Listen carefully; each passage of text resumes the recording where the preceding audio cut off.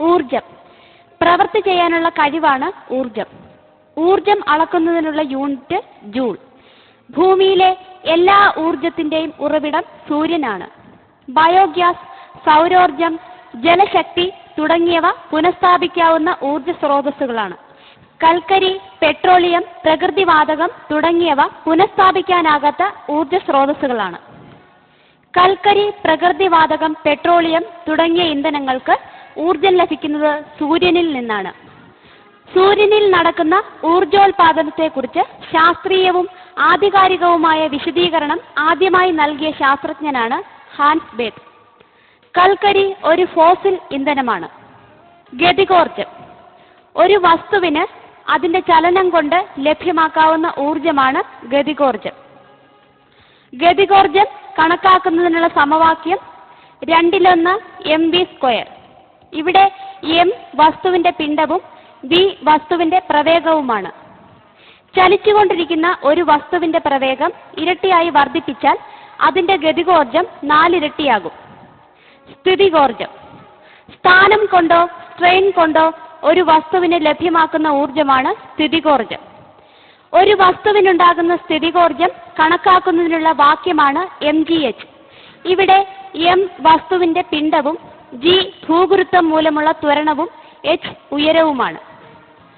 ഉയരമുള്ള ഒരു ടാങ്കിൽ സ്ഥിതി ചെയ്യുന്ന ജലത്തിന് ഏതുതരം ഊർജമാണ് ഉള്ളത്? സ്ഥിതികോർജം. അമർത്തി വെച്ചിരിക്കുന്ന സ്പ്രിങ്ങിൽ സ്ട്രെയിൻ കാരണം സ്ഥിതികോർജം ലഭിക്കുന്നു. ലംബമായി മുകളിലേക്ക് എറിയപ്പെടുന്ന ഒരു വസ്തുവിന്റെ ഗതികോർജം കുറയുകയും സ്ഥിതികോർജം കൂടുകയും ചെയ്യുന്നു. സൂര്യനിൽ ഹൈഡ്രജന്റെ ന്യൂക്ലിയർ ഫ്യൂഷൻ വഴി ഊർജോൽപാദനം നടക്കുന്നു. ആൽബർട്ട് ഐൻസ്റ്റൈന്റെ പ്രസിദ്ധമായ ഊർജ സമവാക്യം E = mc². ഈ ഊർജത്തെയും m വസ്തുവിന്റെ പിണ്ഡത്തെയും c പ്രകാശത്തിന്റെ പ്രവേഗത്തെയും പ്രതിനിധീകരിക്കുന്നു. ദ്രവ്യവും ഊർജവും ഒരേ അസ്തിത്വത്തിന്റെ 2 ഭിന്ന രൂപങ്ങൾ മാത്രമാണെന്ന് സമർത്ഥിച്ചത് ആൽബർട്ട് ഐൻസ്റ്റൈൻ. ഡൈനാമോ. യാന്ത്രികോർജം വൈദ്യുതോർജമാക്കി മാറ്റുന്നു. മോട്ടോർ. വൈദ്യുതോർജം യാന്ത്രികോർജമാക്കി മാറ്റുന്നു. സംഭരണ സെൽ. വൈദ്യുതോർജത്തെ രാസോർജമാക്കുകയും രാസോർജത്തെ വീണ്ടും വൈദ്യുതോർജമാക്കുകയും ചെയ്യുന്നു. സൗരസെൽ. പ്രകാശോർജത്തെ വൈദ്യുതോർജമാക്കി മാറ്റുന്നു. Gas stove. രാസോർജം താപോർജമാക്കി മാറ്റുന്നു. Electric stove. വൈദ്യുതോർജം താപോർജമാക്കി മാറ്റുന്നു. സൗരപ്രതിഫലകങ്ങളിൽ ഉപയോഗിക്കുന്ന കോൺകേവ് ദർപ്പണങ്ങൾ സൂര്യരശ്മിയിലുള്ള ഇൻഫ്രാറെഡ് സ്ഥലത്ത് കേന്ദ്രീകരിക്കുന്നു. റോക്കറ്റുകളിൽ ഉപയോഗിക്കുന്ന പ്രത്യേക തരത്തിലുള്ള ഇന്ധനങ്ങളെ പ്രൊപ്പലന്റുകൾ എന്ന് പറയുന്നു. ബലം. വസ്തുക്കളിൽ പ്രയോഗിക്കപ്പെടുന്ന ഒരു തള്ള് അല്ലെങ്കിൽ വലിവാണ് ബലം. ബലത്തിന്റെ യൂണിറ്റ് ന്യൂട്ടൺ ആണ്. N എന്ന അക്ഷരം കൊണ്ടാണ് ഇതിനെ സൂചിപ്പിക്കുന്നത്. ഭാരം ഒരു ബലം ആണ്. ഒരു വസ്തുവിന്മേൽ ഭൂമി പ്രയോഗിക്കുന്ന ആകർഷണ ബലമാണ് ഭാരം. സ്പ്രിംഗ് ത്രാസ് ഉപയോഗിച്ചാണ് വസ്തുക്കളുടെ ഭാരം അളക്കുന്നത്. 1 കിലോഗ്രാം വെയിറ്റ് = 9.8 ന്യൂട്ടൺ. ഭൂഗുരുത്വ ബലം, വൈദ്യുത കാന്തിക ബലം, ന്യൂക്ലിയർ ബലം തുടങ്ങിയ ബലങ്ങൾ പ്രകൃതിയിലെ ബലങ്ങളാണ്. വ്യത്യസ്ത ഇനം തന്മാത്രകൾ തമ്മിലുള്ള ആകർഷണ ബലമാണ് അഡീഷൻ. ഒരേ ഇനം തന്മാത്രകൾ തമ്മിലുള്ള ആകർഷണ ബലമാണ് കൊഹീഷൻ. സ്പ്രിംഗ് ത്രാസ് ഉപയോഗിക്കുന്നത് ഭാരം അളക്കാനാണ്. ചലനം. സമയത്തിനനുസരിച്ച് ഒരു വസ്തുവിന്റെ സ്ഥാനം മാറുന്നതാണ് ചലനം. ഒരു വസ്തുവിന്റെ ചലനം മറ്റൊരു വസ്തുവുമായി താരതമ്യപ്പെടുത്തി മാത്രമേ പറയാൻ കഴിയുകയുള്ളൂ. അതായത് ചലനം ആപേക്ഷികമാണ്. തുല്യ സമയത്തിൽ തുല്യദൂരം സഞ്ചരിക്കുന്ന ചലനത്തെ സമചലനം എന്ന് പറയുന്നു. തുല്യ സമയം കൊണ്ട് തുല്യദൂരമല്ല സഞ്ചരിക്കുന്നതെങ്കിൽ അത്തരം ചലനത്തെ അസമചലനമെന്ന് പറയുന്നു. വർത്തുള ചലനം. വൃത്തപാതയിൽ കൂടിയുള്ള ചലനമാണ് വർത്തുള ചലനം. ഉദാഹരണം, ഒരു കല്ലിൽ ചരട് കെട്ടി കറക്കുമ്പോൾ കല്ലിന്റെ ചലനം വർത്തുള ചലനമായിരിക്കും. ഭ്രമണം. കറങ്ങുന്ന വസ്തുവിന്റെ അക്ഷം വസ്തുവിനുള്ളിൽ തന്നെയാണെങ്കിൽ അതിനെ ഭ്രമണം എന്ന് പറയുന്നു. ന്യൂക്ലിയസിനെ പ്രദക്ഷിണം ചെയ്തുകൊണ്ടിരിക്കുന്ന ഒരു ഇലക്ട്രോണിന് പരിക്രമണ ചലനവും ഭ്രമണ ചലനവുമുണ്ട്. പരിക്രമണം. കറങ്ങുന്ന വസ്തുവിന്റെ അക്ഷം വസ്തുവിന് പുറത്താണെങ്കിൽ അതിനെ പരിക്രമണം എന്ന് പറയാം. കറങ്ങിക്കൊണ്ടിരിക്കുന്ന ഒരു ഫാനിന്റെ ദളങ്ങളുടെ ചലനം പരിക്രമണ ചലനമാണ്.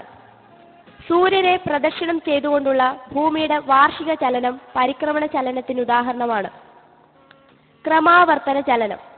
ഒരു നിശ്ചിത സമയത്തിൽ ആവർത്തിച്ചു വരുന്ന ചലനത്തെ ക്രമാവർത്തന ചലനം എന്ന് പറയുന്നു. ഉദാഹരണം ഭൂമിയുടെ ഭ്രമണം, ക്ലോക്കിന്റെ പെൻഡുലത്തിന്റെ ചലനം. നേർരേഖാ ചലനം. നേർരേഖയിലൂടെയുള്ള വസ്തുക്കളുടെ ചലനമാണ് നേർരേഖാ ചലനം. ഉദാഹരണം ഞെട്ടറ്റ് വീഴുന്ന മാമ്പഴം. വക്രരേഖാ ചലനം. വസ്തുക്കളുടെ വക്രരേഖയിലൂടെയുള്ള ചലനമാണ് വക്രരേഖാ ചലനം. ഉദാഹരണം ദൂരേക്ക് എറിയുന്ന കല്ലിന്റെ ചലനം. പരസ്പര പ്രവർത്തനത്തിലേർപ്പെട്ട പ്രതലങ്ങളുടെ ആപേക്ഷിക ചലനത്തെക്കുറിച്ച് പഠിക്കുന്ന ശാസ്ത്രശാഖയാണ് ട്രൈബോളജി.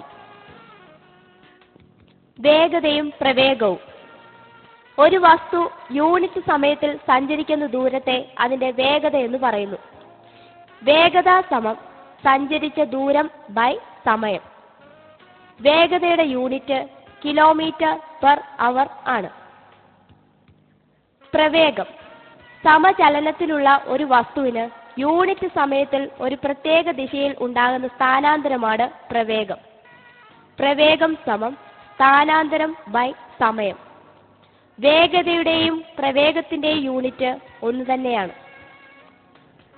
ത്വരണവും മന്ദീകരണവും. ഒരു സെക്കൻഡിൽ ഉണ്ടാകുന്ന പ്രവേഗമാറ്റമാണ് ത്വരണം. ത്വരണം സമം പ്രവേഗമാറ്റം ബൈ പ്രവേഗമാറ്റത്തിനെടുക്കുന്ന സമയം. ത്വരണത്തിന്റെ യൂണിറ്റ് മീറ്റർ/സെക്കൻഡ് സ്ക്വയർ ആണ്. മാസ് കൂടുതലുള്ള വസ്തുക്കൾക്ക് ജഡത്വം കൂടുതലാണ്. ജഡത്വ നിയമം കണ്ടുപിടിച്ചത് ഗലീലിയോ. പ്രവേഗം കുറഞ്ഞു വരുമ്പോഴുള്ള പ്രവേഗമാറ്റ നിരക്കിനെയാണ് മന്ദീകരണം എന്ന് പറയുന്നത്. ജഡത്വം. ഒരു വസ്തുവിന് സ്വയം അതിന്റെ നിശ്ചലാവസ്ഥയ്ക്കോ നേർരേഖാ പാതയിലൂടെയുള്ള സമാന ചലനത്തിനോ മാറ്റം വരുത്താനുള്ള കഴിവില്ലായ്മയാണ് ജഡത്വം എന്ന് പറയുന്നത്. ചലന ജഡത്വത്തിന് ഉദാഹരണങ്ങൾ. വേഗത്തിൽ പോയിക്കൊണ്ടിരിക്കുന്ന ഒരു ബസ് പെട്ടെന്ന് ബ്രേക്ക് ഇടുകയാണെങ്കിൽ അതിൽ നിൽക്കുന്ന യാത്രക്കാരൻ മുമ്പോട്ട് വീഴാൻ പോകുന്നു. സ്വിച്ച് ഓഫ് ചെയ്ത ശേഷവും ഫാൻ അല്പസമയത്തേക്ക് കറങ്ങുന്നു.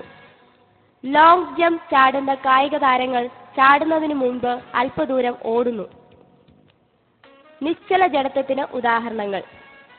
നിർത്തിയിട്ടിരിക്കുന്ന ഒരു ബസ് പെട്ടെന്ന് മുന്നോട്ടെടുക്കുമ്പോൾ ബസ്സിലെ യാത്രക്കാർ പുറകോട്ട് വീഴുന്നു. അട്ടിയായി അടുക്കിയ ക്യാരംസ് കോയിനുകളുടെ അട്ടി തെറ്റിക്കാതെ അടിയിലത്തെ കോയിൻ തെറിപ്പിക്കാൻ കഴിയുന്നു. കർഷണം. ഒരു വസ്തു മറ്റൊരു വസ്തുവിൽ സ്പർശിച്ചുകൊണ്ട് ചലിക്കുമ്പോൾ അവയ്ക്കിടയിൽ സമാന്തരമായി സംജാതമാകുന്ന ബലമാണ് കർഷണം. കർഷണം കുറയ്ക്കാനുള്ള മാർഗങ്ങൾ. മിനുസപ്പെടുത്തൽ, കൊഴുപ്പിടൽ, ബോൾ ബെയറിങ്ങുകൾ, ധാരാരഹിതമാക്കൽ. ഉത്തോലകങ്ങൾ. ധാരം എന്ന സ്ഥിരബിന്ദുവിനെ ആധാരമാക്കി യഥേഷ്ടം തിരിയാൻ കഴിവുള്ള ഒരു ദൃഢദണ്ഡാണ് ഉത്തോലകം.